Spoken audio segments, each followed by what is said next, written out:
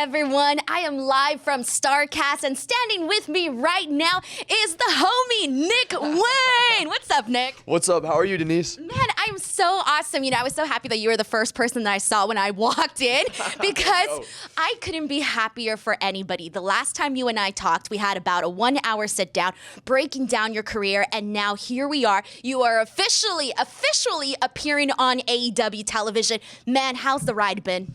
Oh my gosh. So last time we talked, I was probably about 3 months I signed previous, and we had about a year waiting for me until I debuted, and now we've debuted, so here we are.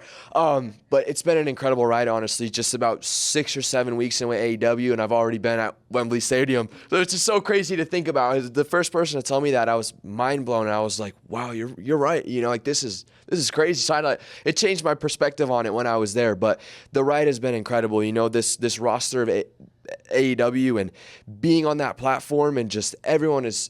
It was such a warm welcome. Everyone is so welcoming to me, and it's an amazing environment. And to be on a stage like that with the people like that, it's mind-blowing. I can't believe this is my life sometimes. I feel like I'm living in a dream. Well, you definitely deserved it because you've worked so hard to get to this point. You've been training your entire life. So, being at Wembley Stadium, all in, it was such a huge event. What was your favorite thing from that? Like, any stories that, really stick out to you in particular? I remember before I went to London, I was most excited for being there before the show and seeing empty seats for some reason. Like, obviously the filled seats is what's crazy, but I wanted to see empty seats and be like, in a few hours from now, this is going to be full of people. And when I got there before the show and just seeing everything, I was like, this is crazy. This is like the definition of calm before the storm, the biggest wrestling event of all time.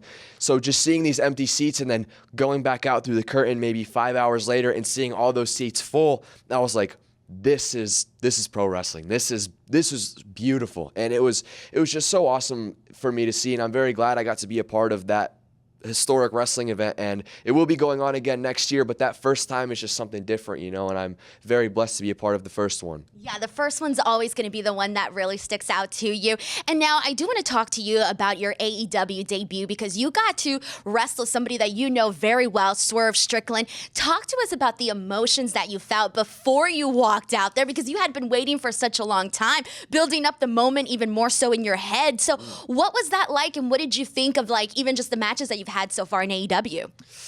Well, previous to the debut, I could tell you about the day before.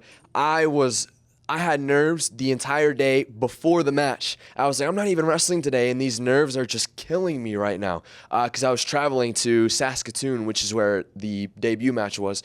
And I had nerves the entire day, and it was hard to sleep because I was like, this is happening tomorrow. And it was like, it just felt like a year and a half of built-up anticipation was leading to tomorrow, and I couldn't believe it was already happening.